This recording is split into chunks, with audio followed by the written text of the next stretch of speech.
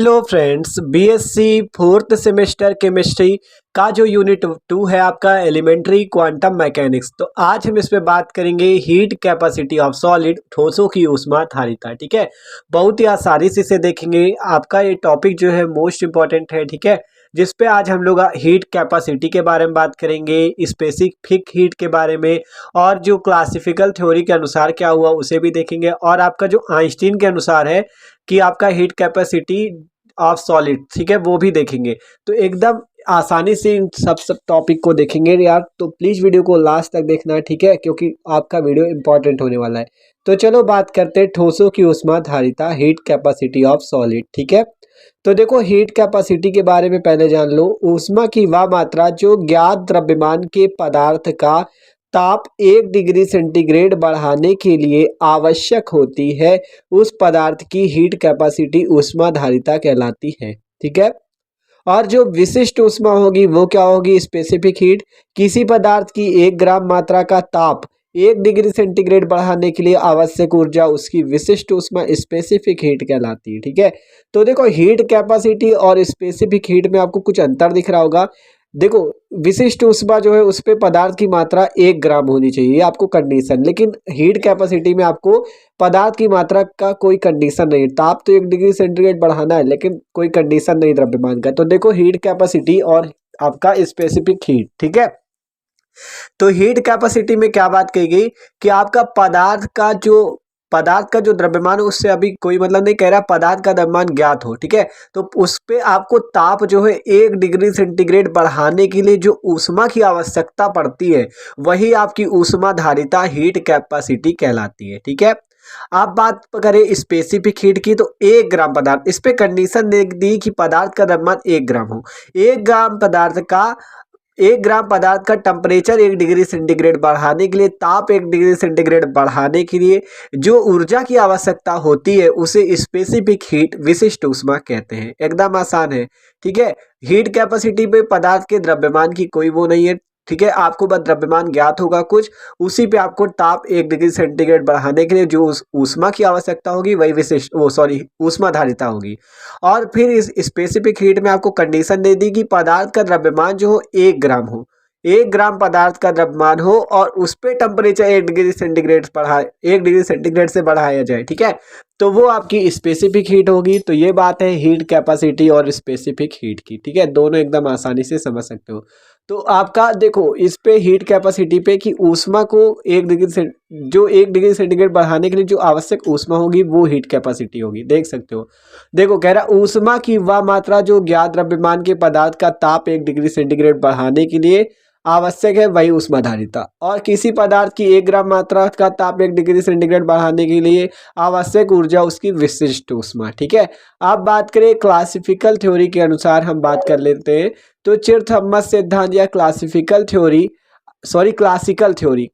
Theory के अनुसार परम ताप अर्थात 273 केल्विन 273 केल्विन पर अति मंद गति से ठोस के परमाणु सभी संभव दिशाओं में दोलन करते रहते हैं। क्या कहा गया आपका क्लासिकल थ्योरी के अनुसार कि 273 केल्विन पर अति मंद गति से ठोस के परमाणु सभी संभव दिशाओं में दोलन, ऑस्किलेट करते रहते हैं। ये आपका क्लासिकल थ्योरी के अनुसार है।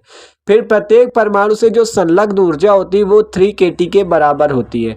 जो प्रत्येक परमाणु से संलग्न ऊर्जा होती है आपकी, प्रत्येक परमाणु से संलग्न ऊर्जा वो E होती 3kT। ठीक है, तो ये आपको क्लासिकल थ्योरी के अनुसार है। ठीक है, कि E क्या हो जाएगा 3kT। ठीक है, तो इसे आप देखो 3kT, जहां आपका इसे मान सकते हो समीकरण 1। ठीक है, आप बात करें, देखो अगर अवोगाद्रो संख्या का मान n हो तब आपकी क्या हो जाएगी, देखो लिखते हैं यहाँ पे, यदि अवोगाद्रो संख्या n हो। ठीक है, देखो अभी अभी कोई कंडीशन नहीं थी, इक्वल टू 3kT था। अब ये कह रहा है यदि अवोगाद्रो संख्या क्या हो, कैपिटल N हो।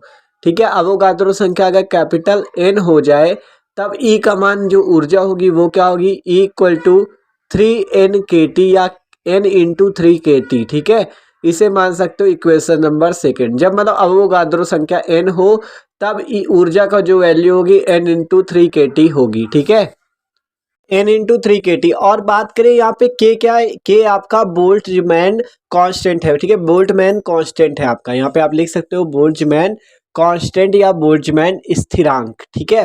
तो बोल्ट्जमैन कांस्टेंट, टी तो जानते हो वही परम ताप या ताप, ठीक है, और एन आपका अवोगाद्रो संख्या, ठीक है, अवोगाद्रो नंबर है। के हो गया बोल्ट्जमैन कांस्टेंट और टी आपका वही था ताप या परम ताप, ठीक है। तो देख सकते हो ये आपका टी क्या है, परम ताप, ठीक है। आपका के बोल्ट्जमैन कांस्टेंट, एन अवोगाद्रो संख्या है, ठीक है।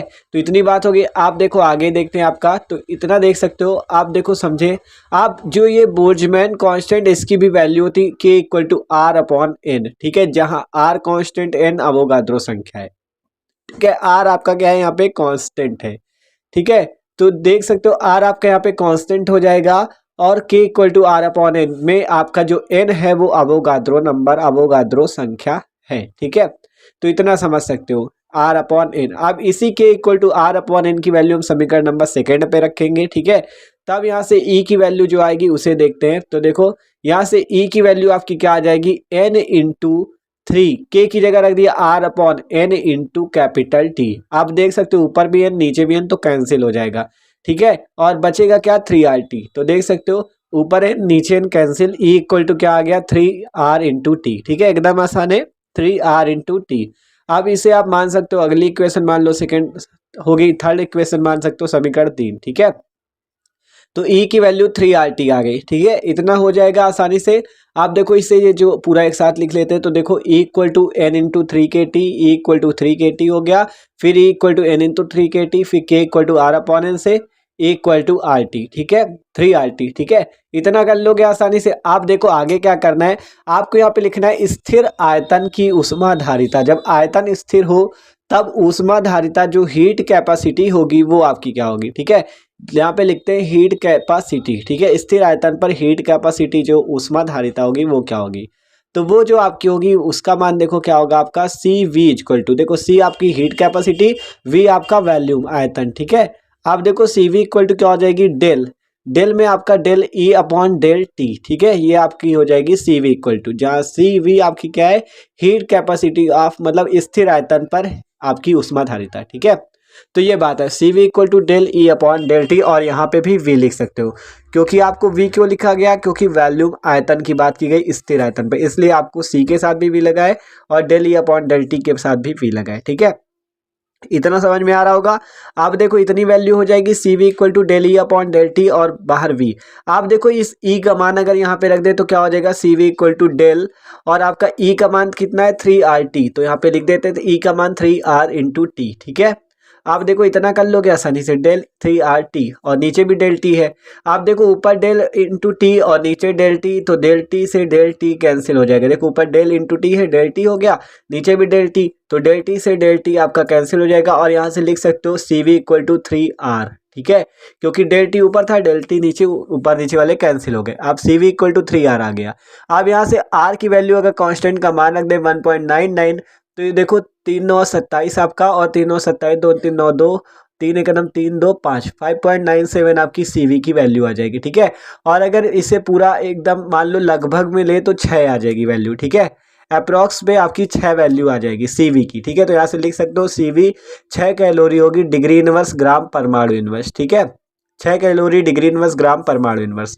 तो ये सीवी की वैल्यू है। अब यहाँ से लिख सकते हो अतः स्पष्ट है कि ठोस पदार्थ के प्रति ग्राम परमाणु की हीट कैपेसिटी अर्थात ऊष्माधारिता का सैद्धांतिक मान 6 के बराबर है, ठीक है। तो ये देख सकते हो आसानी से 6 कैलोरी डिग्री इनवर्स ग्राम परमाणु इनवर्स, ठीक है। तो ये बात है, तो देख सकते हो। आप बात करते हैं quantum theory of heat capacity of solid, ठोसों की ऊष्माधारिता का क्वांटम सिद्धांत। तो हीट कैपेसिटी ऑफ सॉलिड का टेम्परेचर के साथ होने वाले परिवर्तन का सर्वप्रथम स्पष्टीकरण आइंस्टीन ने किया, ठीक है। तो क्या कहा गया, हीट कैपेसिटी ऑफ सॉलिड मतलब ठोसों की ऊष्माधारिता का ताप अर्थात टेम्परेचर के साथ होने वाले परिवर्तन का सर्वप्रथम स्पष्टीकरण किसने किया, आइंस्टीन ने, और वो भी क्वांटम थ्योरी के आधार पर, ठीक है। तो ये बात है। आप देखो उन्होंने बताया कि डोलक के पास कंपन ऊर्जा हो सकती है, ठीक है, जो डोलक होगा उसके पास कंपन ऊर्जा हो सकती है जो किसी न्यूनतम मान का समाकल गुणांक इंटीग्रल मल्टीपल होता है। ये बात है आइंस्टीन के अनुसार, ठीक है। क्या बताया, डोलक के पास कंपन ऊर्जा हो सकती है जो किसी न्यूनतम मान का समाकलन गुणांक इंटीग्रल मल्टीपल होता है, ठीक है। तो देखो आप देखते हैं यहाँ पर से आपका quantum theory of capacity of solid के अनुसार 1 ग्राम परमाणु ठोस तत्व में संलग्न ऊर्जा जो होगी इक्वल टू होती 3n अपॉन ई की power h nu upon k T minus 1 equal to 3n upon e की power h nu upon k T minus 1। ठीक है, अब आपको पता है स्थिर आयतन पर जो हीट कैपेसिटी होती है वो कितनी होती है। ठीक है, प्रति 1 ग्राम परमाणु पर C V equal to del E upon del T और बाहर वी, अभी बताया था ना, वही है।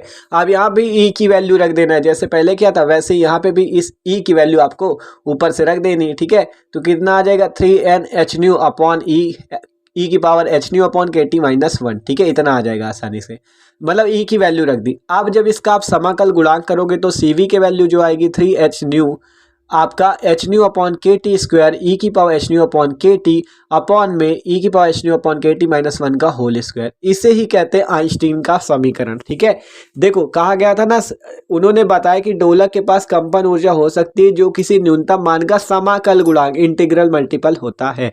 तो उसी का समाकल जब करोगे तब आपकी वैल्यू ये आएगा आइंस्टीन समीकरण। ठीक है, तो देख सकते हो ये है आपका quantum theory of heat capacity of solid Einstein के अनुसार। ठीक है, तो ये बात थी हीट कैपेसिटी ऑफ सॉलिड की। तो यार वीडियो अच्छा लगा हो तो लाइक जरूर कर देना। Okay, thanks for watching this video.